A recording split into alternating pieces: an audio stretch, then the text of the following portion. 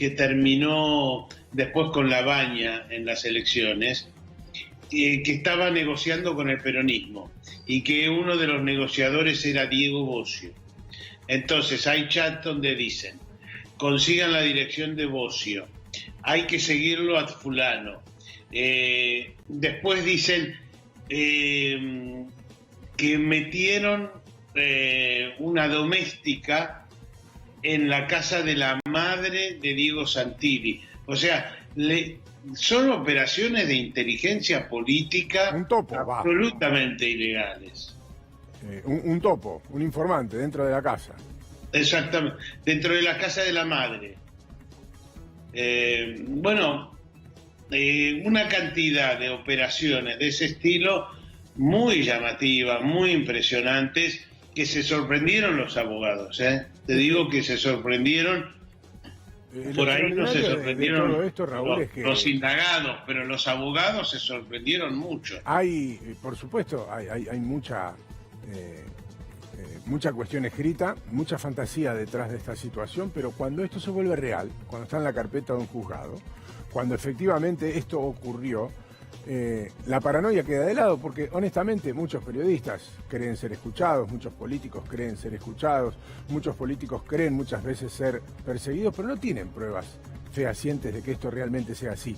Aquí está sobre la mesa una documentación que pone en tela de juicio la libertad, no solamente las libertades que hubo en Argentina, sino también la posibilidad de mantener cualquier actividad de índole privado, es decir, la privacidad estaba rota por completo, si era foco de estos personajes.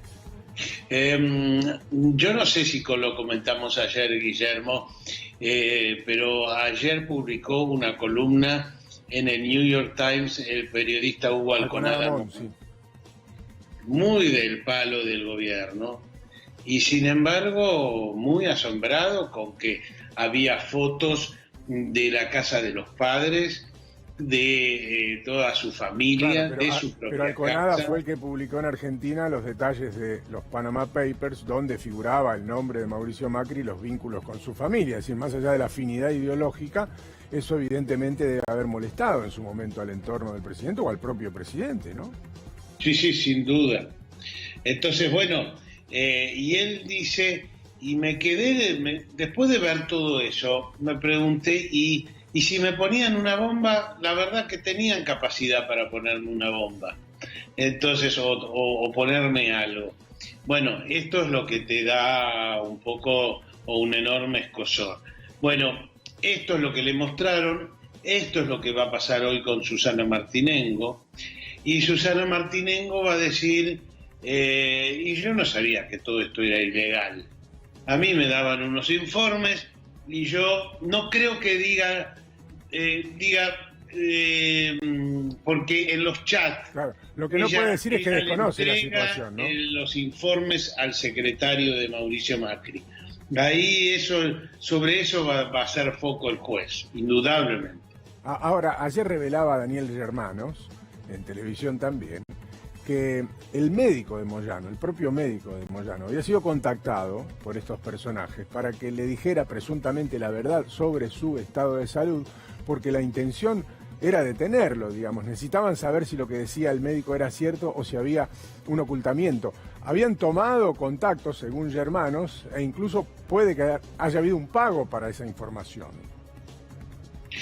Bueno, hubo un intento de meter una cámara dentro de la casa de Cristina Fernández de Kirchner a través de el encargado del edificio. O sea, hubo también movimientos de ese estilo y lo que acabo de contar de la doméstica, ¿no? Que según ellos lograron colar en la casa de la madre de Diego Santilli. O sea, una cosa que se te metieron en la casa, esa es la verdad. Detrás de esto, evidentemente, hay mucho más. Aquí estamos hablando de una estructura que utilizaba recursos del Estado, porque muchas de estas personas eran agentes que cobraban sueldos de la Agencia Federal de Investigaciones, pero había otros agentes que no pertenecían a la fuerza, es decir, que eran inorgánicos, que también utilizaban recursos que son del Estado y que muchas veces no se tienen que justificar, en pos de conseguir información que nada tienen que ver con la seguridad pública.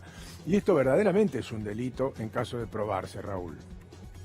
Es que la función de un organismo de inteligencia es evitar que te infiltren.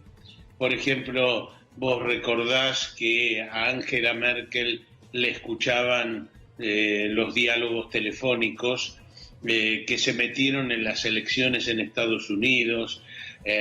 O sea, hay mucho antecedente de que hoy el espionaje incide mucho, se mete en general satelitalmente, en general a través de micrófonos, en general a través de meterse en tus celulares. A eso se tiene que dedicar un organismo de inteligencia, a evitar que se te metan, que incidan en la seguridad del país, en la seguridad de su gente. Y en cambio acá lo que se hacía, y por supuesto evitar los actos terroristas. Nosotros hemos tenido 2 y hoy en día por ahí, por suerte, no estamos en el foco. Somos tierra bastante de paz, por suerte. Entonces, pero el foco es evitar atentados terroristas, evitar que se te metan en los ciudadanos, en los gobernantes, etcétera, etcétera, como se han metido en otros países. En Brasil se metieron, no sé si recordás, hasta Dilma Rousseff se negó a ir finalmente a Estados Unidos a una visita de Estado cuando percibió que le estaban escuchando el teléfono, que estaban espiando a la empresa Petrobras. Bueno, para eso es, para evitar que te hagan, que se te metan en el país. Nosotros encima tenemos lo de Malvinas, tenemos lo de la pesca, para eso es la inteligencia. Y acá se utilizaba para espiar a Santilli, para espiar a Graciela Camaño, para espiar a Cristina Kirchner y para espiar al obispo Lugones, porque hablaba con el Papa Francisco. O sea, la verdad que es muy grave lo que pasó.